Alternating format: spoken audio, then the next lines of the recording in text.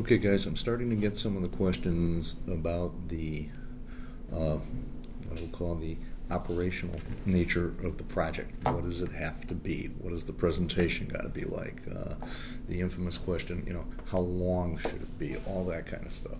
So I thought rather than try to start typing away and answering by written means, let me talk to you about it a little bit and give you a little bit more explanation as we go. All right, this project is, as we've all said all along, it's an exercise in strategy. It's an exercise in solving a real world business problem. Okay, and so the first emphasis I want to come back to is the case that I gave you is based on an actual situation. It's based on historical events back in the early 90s. Okay, what I want you to do is to treat that case as written as your starting point. Okay, so again, this is a project in developing for that particular situation a strategy to go forward. This is your idea. This is not a report on what actually happened in the real world. I will let you know what that was later on in the course, but right now that's irrelevant. What happens from going forward is what you guys create for a plan. All right, so that's pretty clear. I want to make sure that's clear. Okay. Then the next question always gets asked is, what format should it take? What do we have to do? Do we write a paper? Do we do a presentation? Do we actually, if you're on campus, the question would be, do you do a live presentation? So let me answer that. And again, I'm being ambiguous for a reason. All right. And it's because this is a capstone course, and it's to allow you the maximum freedom to do what you guys do well.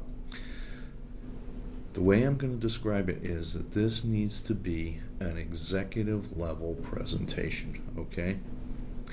If you were to present your findings and your proposal for going forward to the senior management or ownership or board of directors of a company, what would it look like? What would it take you to get your message across? All right? Would it be a written document? Don't know. Would it be a PowerPoint presentation? Because, for instance, that's what we tend to do online. Don't know. Would it be some combination of the two? There's an option. If I'm going to recommend anything, that might be it, but you're not limited to that. All right? What it has to be is thorough. It has to follow the form of getting done what you needed to get done. It's to convey your ideas in a business-like, well-written, authoritative manner.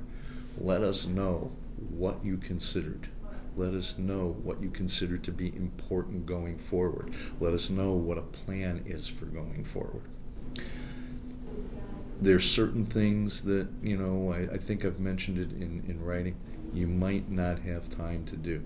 For instance, in the time we have in this course to do it, you can't do a fully in-depth, debits and credits level financial analysis. You just can't do it. You don't really have the information. But if you have a financial consideration in this project, and maybe just express it on an order of magnitude, we need to build a new plant, and that's going to cost us multiple millions of dollars. We need to relocate. That would cost us multiple millions of dollars. And I'm not trying to give you any ideas. I'm trying to give you ideas of big items that would cost a lot of money. You need to mention that, all right? And if you can estimate a scale, great. If you can't, just let's know the limitations of your data and let us know what we work with there. All right, so I hope this helps, but what you're trying to do is an executive level presentation. I'll come back and say that again, all right? If you wouldn't feel comfortable taking your presentation into a Fortune 500 boardroom, really probably shouldn't feel comfortable bringing it to the end of this course. This is to allow you to do very creative things, very authoritative things. It's allow you to demonstrate what you've learned in the business program. It is free form for a reason. Okay?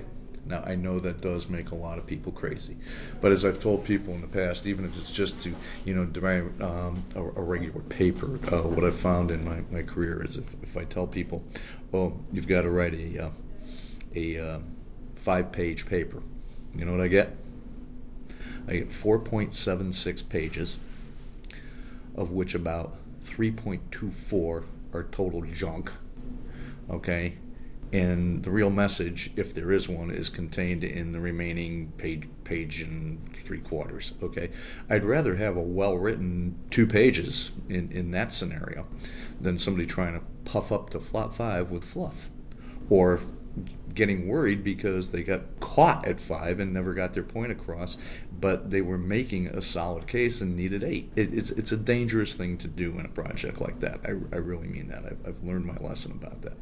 So I do keep it loose and not informal. I don't want to use that word, but I like to use it as loose and imprecise. Is that a better word? And hopefully that's for your benefit. Although it may tend to make you crazy in the beginning, I think you'll see the value of it as we go forward. So we are into, as I'm recording this, we're at the beginning of week 5. There's really not that much time left. There's 4 weeks to go. It's a compressed time frame. You need to be working on it. If you're not working on it already, you are behind. That's all I can say. But it's going to require collaboration. It's going to require creativity. It's going to require critical thinking. It's a good project, and it requires you to do a lot of things that are going to simulate what you would be doing at the upper level of a business organization. Okay, so I hope that explains things a little better, and I'll keep asking me questions. A couple of you have written me with these questions, and so I thought maybe the thing to do would be record it and get it up for everybody. Okay, thanks very much. Bye.